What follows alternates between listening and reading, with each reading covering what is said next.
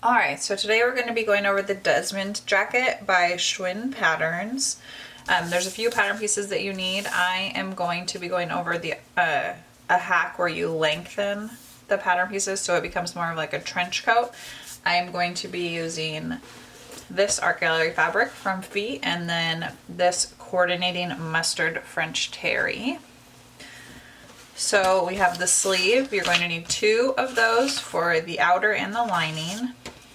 Then you'll have the pocket placement, so you can cut out this inside rectangle, and that's going to be to mark your pocket on your outer fabric.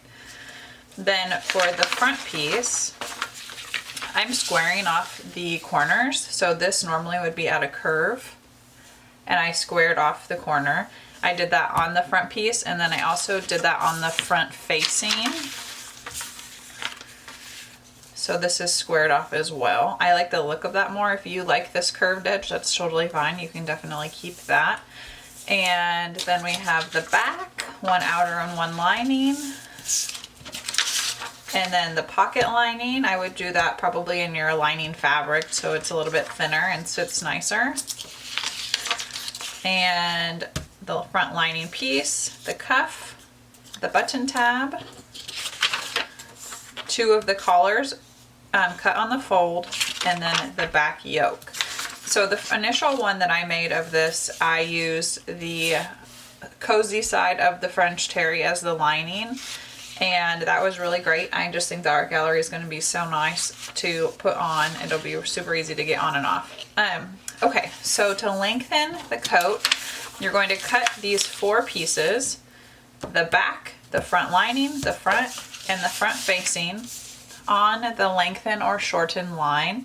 I'm going to be adding 8 inches. So I'll put another piece of paper here that's 8 inches long and then ease them together. And you're going to do that on all 4 pieces. And then you can cut all your pattern pieces out. Okay, so I'm going to use the front facing as an example. I cut it apart on the lengthen or shorten line, and then I cut a piece of paper that's 8 inches long. So from here to here is 8 inches. Now you're going to line this up with the inside of your pattern piece, and you can tape these together. Now this is going to be for a size 4. I also lengthened 8 inches for the size 2, so you can do it based on the size of your child and how long you really would like the jacket. And then tape it together on the bottom as well. Alright, and so now we're going to connect these 2 lines on the pattern of the original pattern piece. So I'll put my ruler down here and draw a line connecting them. And then you can cut it out on that line. And you're going to do this on all 4 of your pattern pieces so that they're all going to be the same length, and when you sew them together they'll match up perfectly.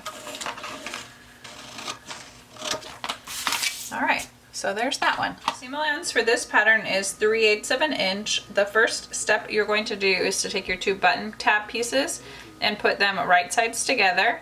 Then you're going to sew along these 4 sides, but you're only going to use a 1/4 inch seam allowance, and then turn it right side out and top stitch it. And then once you're done with that, you're going to take the 2 back yoke pieces and you're going to sew them together. So put them right sides together, and you're going to sew along this bottom part right here, but you'll take your finished button tab and sandwich it between the 2 yoke pieces right in the center. Alright, so I sewed the button tab into the yoke, then I turned the yoke right side out and then top stitched along this edge right here. Then you're going to lay the yoke on top of the back pattern piece, lining up this neck area. So you're going to clip these together through both layers of the yoke and then the back piece, and then along the shoulders as well. It's going to be a little bit short on the ends, but it should be lined up with the inside of the neck. Then you're going to take your button and lay it on the bottom of the button tab, and you can go ahead and sew the button to the button tab and through the back bodice. Alright, so now we have the yoke basted along the top of the back piece, and we're going to take the pocket facing piece, and I cut out the rectangle in the middle. Now you're going to turn your pocket facing pieces over so the wrong side is facing you. and you're going to trace that rectangle. So this is just a water-soluble pen, and then I'm going to trace where the rectangle goes on both of the pieces. So you can see right here, and then do that on the other piece as well. You're going to take out your front piece. This is the front outer, and I moved the pocket placement down, so I found that when I add the extra length that I want to move the pocket placement down to the middle of where the extra length is. Then you're going to trace where the pocket goes onto your pattern piece.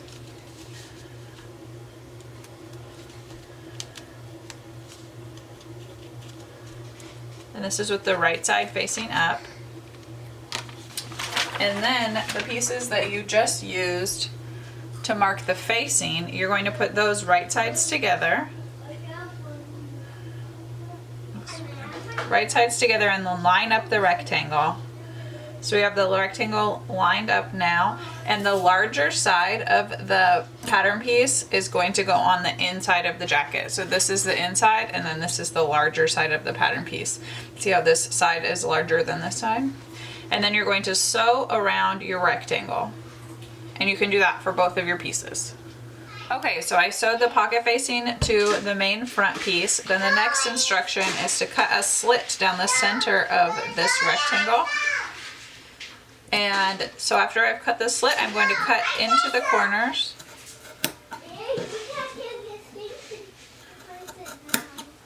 And do that on both ends. My cut into the corner is probably about 3/8 of an inch. And make sure you don't snip through your stitching. This is so it will lay flat when you turn it. All right, then you're going to push the pocket facing to the other side. And then you can press it so that it will be flat. So now this is pressed. You're going to fold the longer piece of the pocket facing up so it covers the hole about 2/3 of the way. And then you're going to press it again. After you've done that, you can open it back up, and you're going to take your pocket lining piece and line it up with the raw edge of the facing on the side that is wider. So the side that you had folded up and pressed, and you're going to sew these together. Only these two layers, you're not going to go through the main piece of the coat. Alright, so then after this is sewn, you're going to open it up and press it so that this seam is flat. And then we're going to top stitch along these 3 sides. Do not top stitch the side that is on the side seam side of your bodice. Top stitch the 2 short sides and then the long side that is on the front seam of the bodice. Alright, so now we have these 3 sides top stitched. I did it from the other side.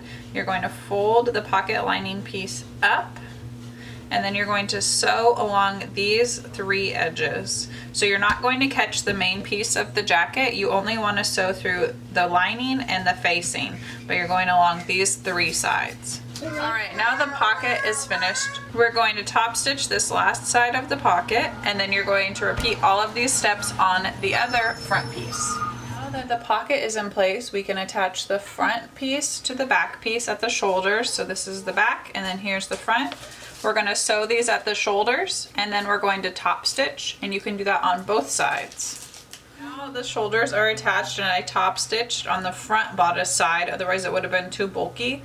You're going to take your sleeve, and I found the center point, then line up the center point with the seam on your bodice, and then ease the sleeve into the rest of the arm curve. And then you're going to sew this together and top stitch this, and do that for both of the sleeves. Nearing the end of the construction for the outside of the coat, you're going to take one of your collar pieces, find the center, then line up that center with the center of the back yoke, clip those together, and then work your way around clipping together the rest of the collar. The collar isn't going to reach the end of the front piece. You'll see it'll go to right about here, and that's just fine. That makes this the extra piece on the collar. Then you're going to go ahead and sew these together all the way around in this circle. I like to make sure that the yoke pieces, when they're lined up, that the amount of space between the inside front and the yoke are the same. So you can do that to make sure that it extends the same amount on both sides so it's even. All right, next I'm going to attach the belt loops. I have the collar attached up here. I'm going to attach the belt loops. So I found that the belt loop placement is best if it's right above the pocket. So here's my top of the pocket, and then my ribbon is 4 inches long. I'm going to baste it right above the pocket, and then 2 inches above that, I'm going to baste the other side of it.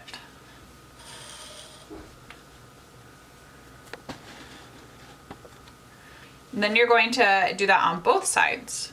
Okay, so the belt loop is now basted on, and now we're going to finish up the side. So you're going to fold the sleeve right sides together and clip down the sleeve along the raw edge.